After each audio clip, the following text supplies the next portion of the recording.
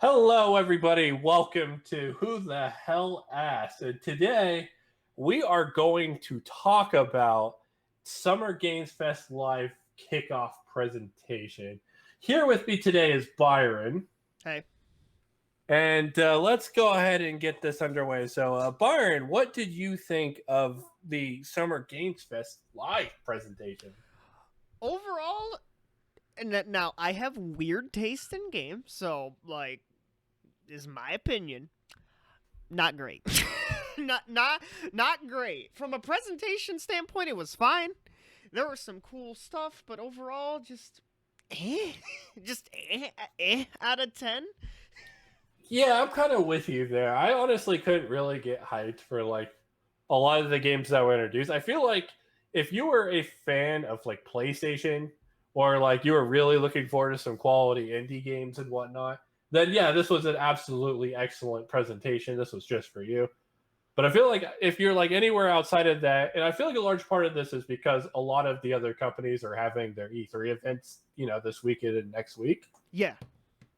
But overall, it did kind of feel underwhelming. But that's not to say that this presentation was without its positives. So let's get the biggest one underway.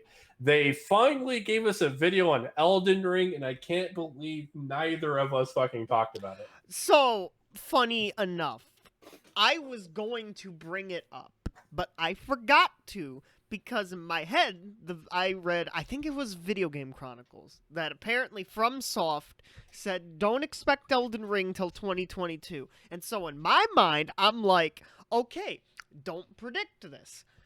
My dumbass should have brought it up because it's coming out. It is still a 2022 game, January 21st, 2022. But, yeah. Yeah, I'm actually surprised that it's coming out so early next year. I thought it would need a little bit more time. I guess it's been being developed for quite a while. I think it started its development cycle like 4 years ago or something. Yeah, well, and plus people figured George R.R. Martin, he's gonna change his mind like 18 times, like 18 Right. times on everything. But overall, I'm actually looking forward to that game a lot. Like I know, like most people are in general, but I just love like the Soulsborne games and whatnot. And, Yeah, if you like Dark Souls, if you like Bloodborne, if you like Demon Souls, you will more than likely enjoy Elden Ring. Oh yeah, I I absolutely can't wait. I am so glad that it was here. Honestly, I think I saw that article you were talking about because I was going to make a similar prediction. Like, don't expect to see Elden Ring at this year's E3 or Summer Games Fest, but they proved to be wrong. That they did. So something that did tip me off, and if I remember, I may put the tweet in the video, but Jeff Keighley tweeted out "Oh hey, ready for Summer Game Fest," and he covered up all the letters but ER, and then right below his chest, you could vaguely see 3 letters, and those letters are ING.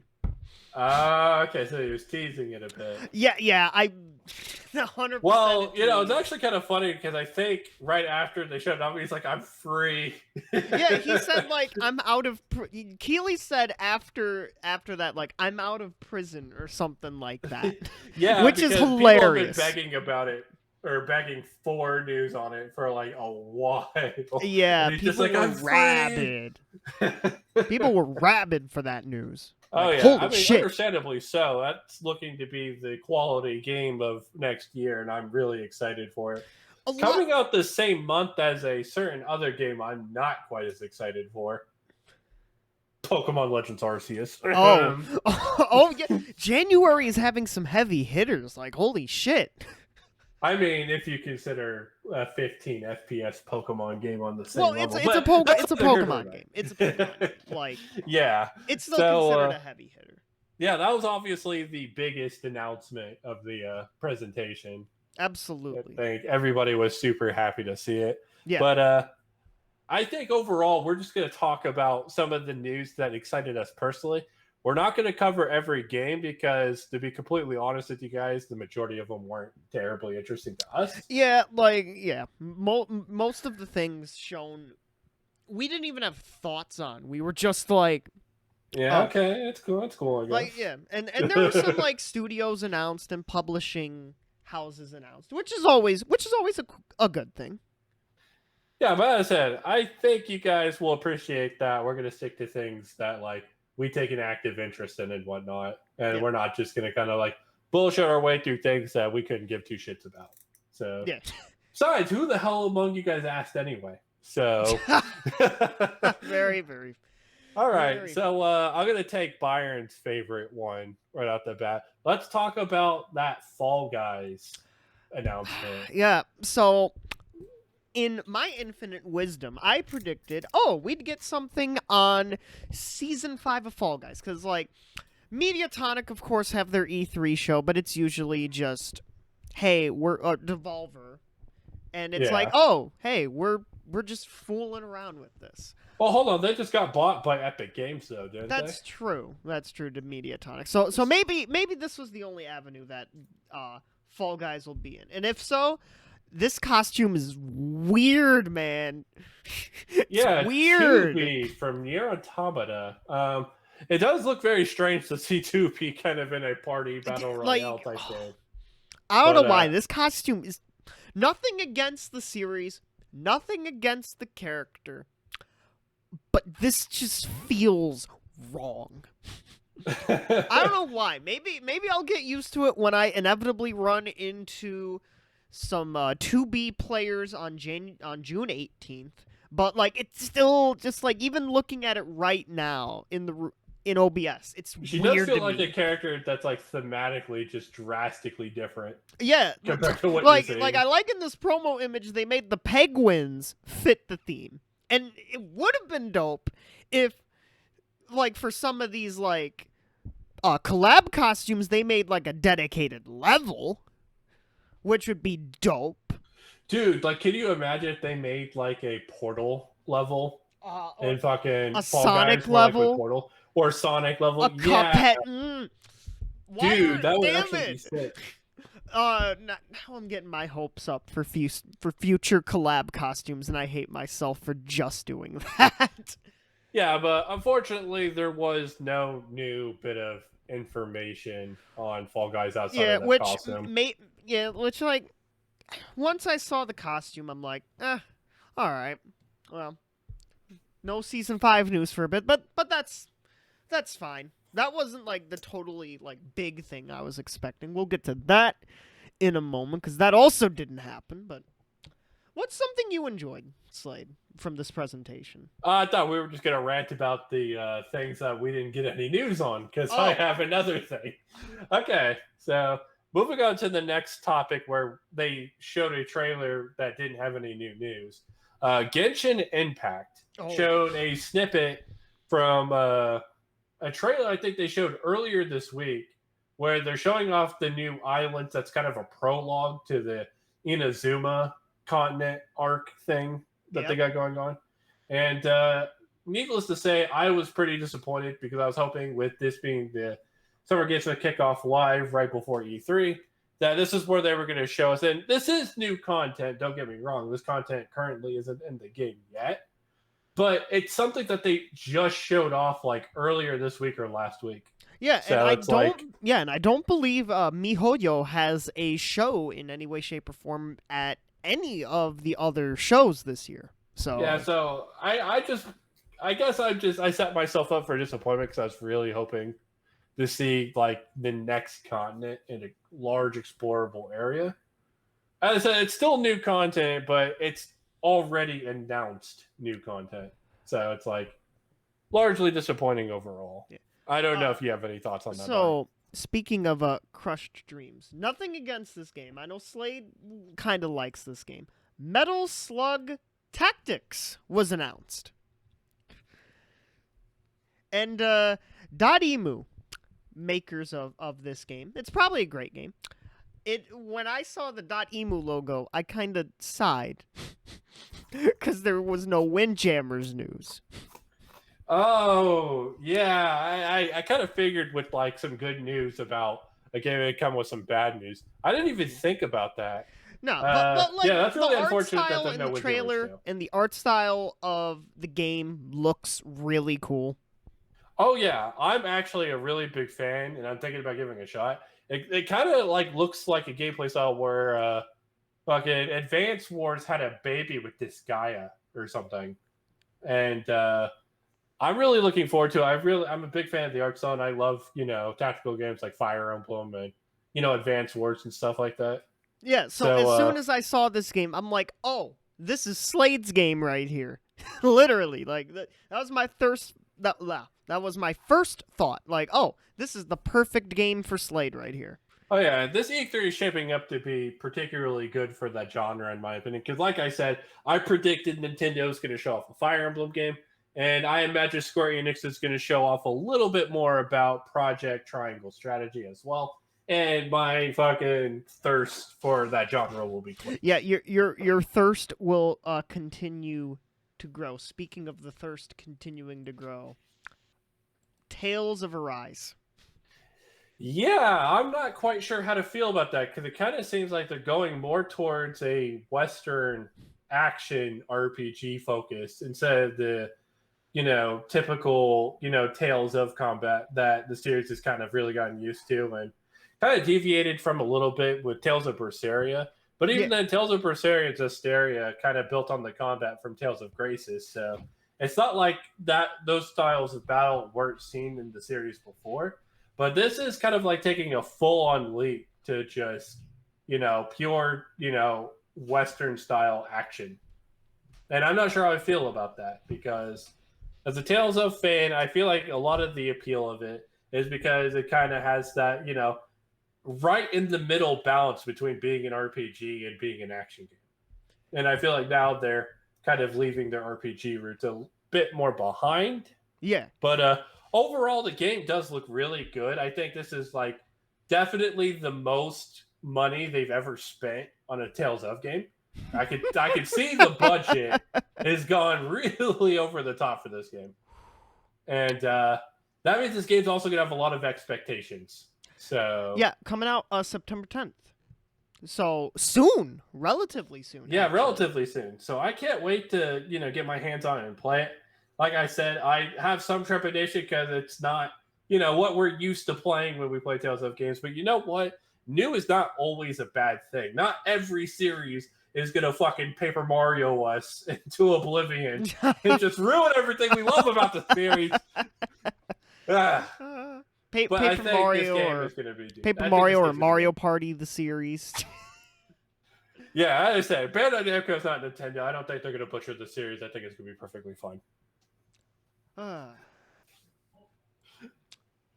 Yeah. So. All right, Byron, what about you? Did you have something else that caught your eye during that presentation? So, kind of. So, at the Summer Game Fest, there were 2 live performances. One of them was by Japanese Breakfast for Sable. Right. The other one was, I think or at least I know I kind of memed on Weezer being the big musical guest. So apparently, so first off, I do want to mention Jeff Keighley before Weezer performed mentioned, yes, this is DMCA safe, which I had the biggest fucking belly laugh at, considering the Twitch DMCA situation. Which we have covered quite extensensively before on the show. And we'll probably cover again relatively soon, because I think some more news just came out on that. Yeah. That's not here, though, thank God. Yeah, but for a game called Wave Rush, which is Tony Hawk Pro Skater, except you are a wave boat, and you can shoot at stuff. Yeah, I saw that, and that was definitely a game I was going to bring up. That game looks really interesting, and then Weezer actually kind of knocked it out of the park a bit. Yeah, I thought the song honestly, was just going to be like kind of cringe, but it wasn't. And maybe this is just my musical taste. Now, obviously, music is subjective in a lot of ways. Obviously, yeah.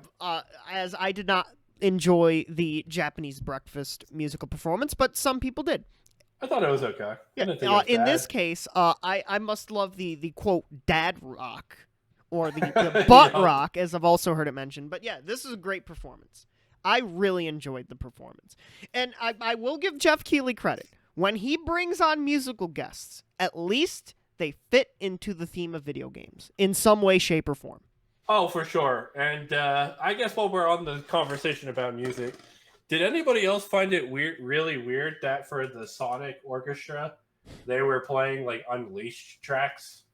Like, I understand that like the music was legitimately good and whatnot, but it's like, really, Sonic Unleashed is the game you want to honor at the fucking presentation? Like, I'm sorry, what? You gave me the perfect segue to a Sega game. 2 Point Campus. Now, maybe this will get some Sonic stuff as well at some point, since 2 Point Probably Hospital will, real did. talk. But yeah, 2 Point Campus, if you love the like roller coaster tycoon-esque style of game. If you just love torturing NPCs in general, this is your style of game. Yeah. Oh yeah. Yeah, I love the art style. The art style it's weirdly hilarious in a way. But yeah, no release date yet. Like for a lot of a lot of things got a release date, but yeah, no release date on that. Anything else you enjoyed or want to talk about from this show? There is a brief little snippet for a game called Tunic that kind of reminds me of A Link to the Past, though, Shano. I think it's going to be an Xbox and PC exclusive, but yeah. I didn't see a whole lot, but I love A Link to the Past. For a lot of people who don't know, A Link to the Past is my favorite Zelda game of all time, and I'm looking forward to keeping my eye on that game. I can't say it's going to be great or not one way or the other because all we got was that tiny snippet. It kind of felt like they made a little reference. It's dangerous to go alone. Take this. It's dangerous to go with the alone. stick, but ultimately, I'm going to keep my eye on that game. That was definitely a game that was a point of interest to me. Yeah. Another thing that kind of caught my notice was they're still updating Paladins. I didn't even know that game was still alive. Yeah. Yeah, Genlock. Yeah.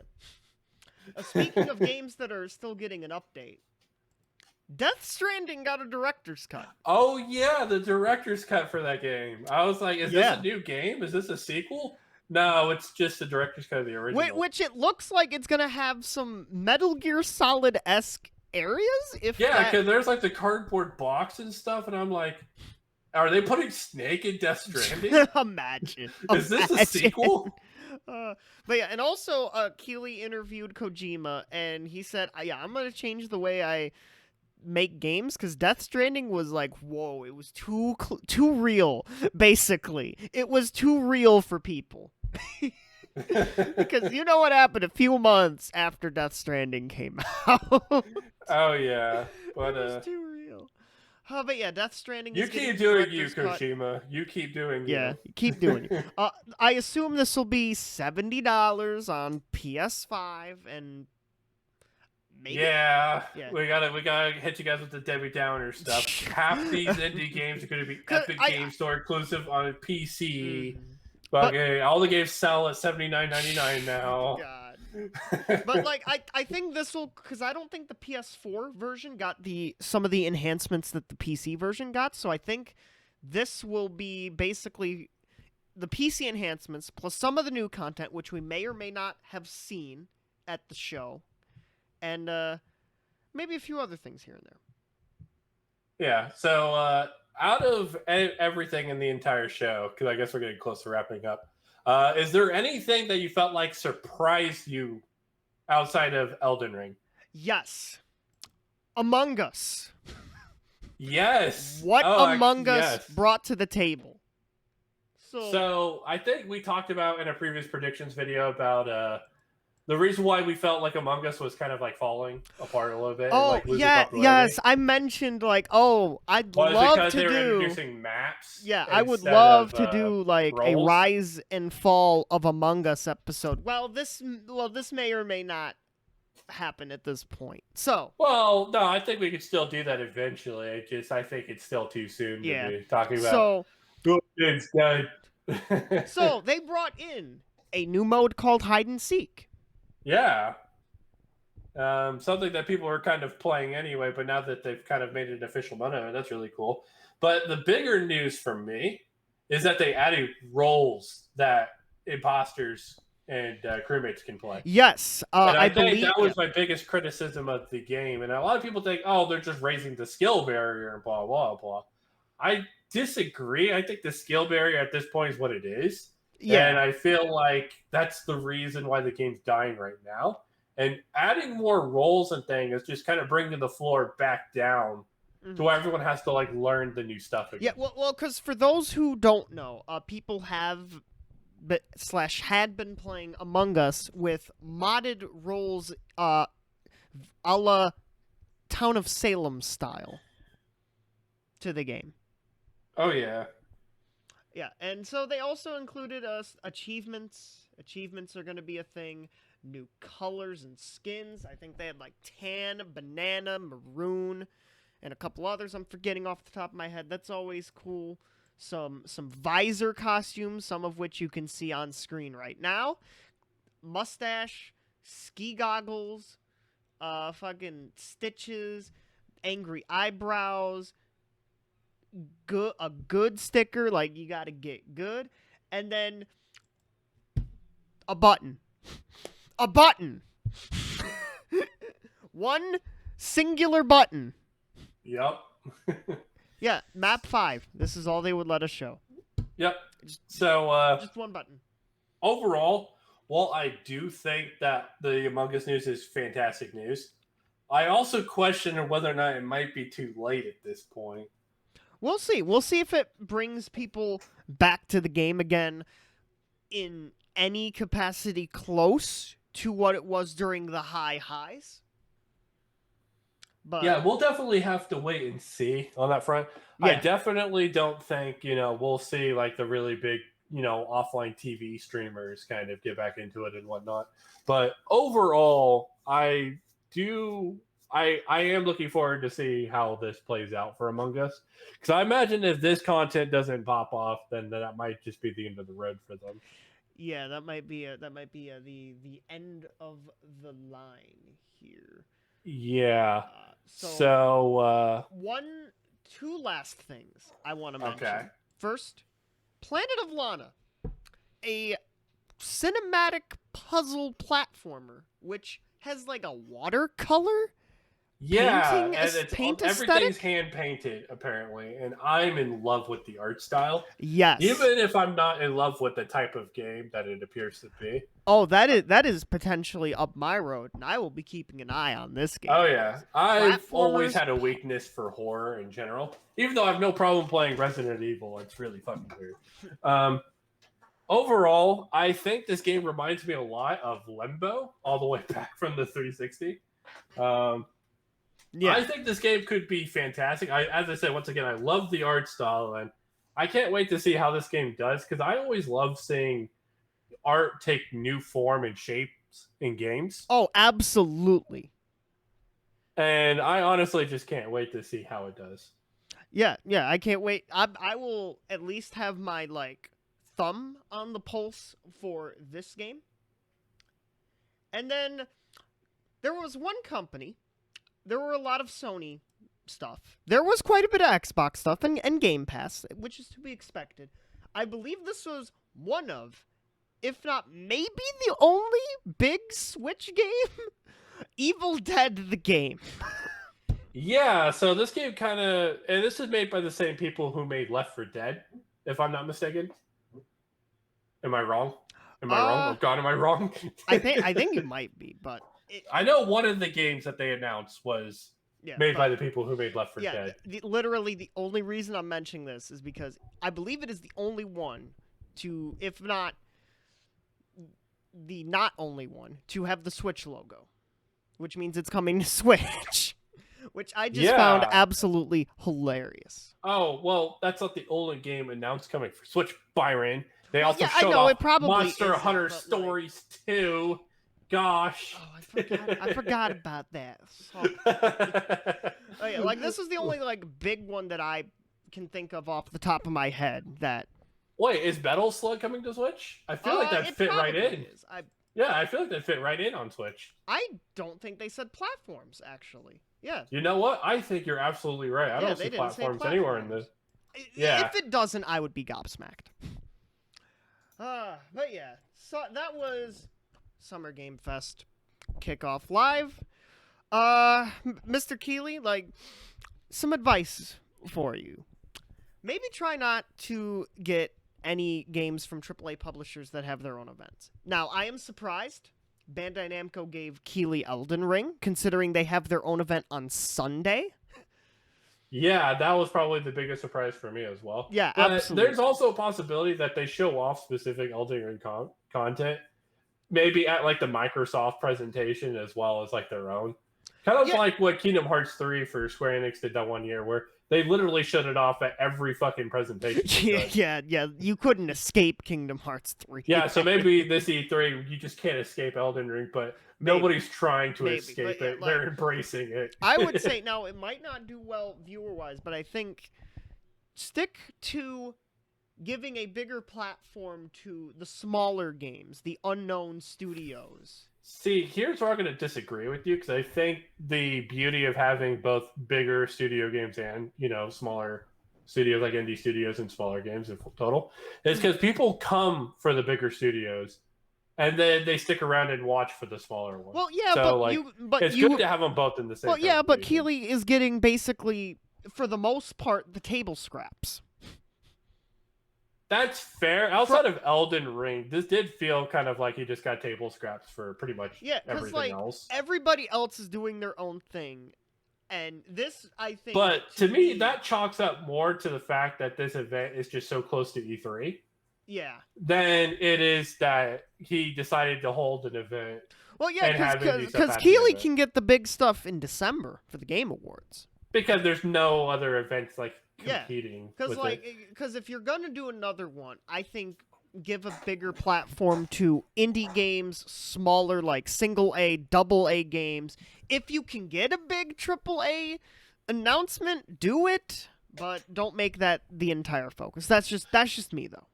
I kind of like how he pointed towards Gamescom towards the end as well, because obviously he's been involved with Gamescom for quite a while, but it kind of feels like at this point they're kind of pushing the idea that we get 3 gaming events every year. We get E3, Gamescom, and the Game Awards for announcements. I think that's just really good for the industry overall. Oh shit! One last game. I actually just looked at my sources. Tiny Tina's Wonderlands. I forget to mention that. Yeah. So Borderlands fans, this is basically Borderlands looter shooter style, but mythical. Here's the thing, though, they were still using guns. Well, yeah, Why not? You can have guns in mythical lands. Oh yeah, I'm not saying that you can't. I just thought it was really interesting. So yeah, it's interesting they're not making Borderlands 4 yet, which feels inevitable. I think because fans have been asking for DLC for that game. That this kind of feels like just its own separate game. But I guess this is the middle ground. Yeah. Either way, I'm looking forward to it. I think it's going to be a pretty interesting game overall. Outside of that, I don't think there's anything else to cover. I know that they put the Fast and Furious vehicles in Rocket League. Yeah, and a few other announcements. But overall, it just... Like I said, we're not going to cover pretty much anything that we didn't find terribly interesting. For anybody looking forward to that, once again, I sincerely apologize. But we keep it real on this channel because none of you are asking anyway. Because who the hell asked? But yeah, hope you're ready for more E3 coverage. E3 coverage. We're going to have a lot of it for you this weekend as well as next week. So anyway, this has been Slade. And this has been Byron. Hope you all have a good day or night, depending on when you're watching this, and we will see you all later. Bye-bye, everyone, and have a fantastic evening.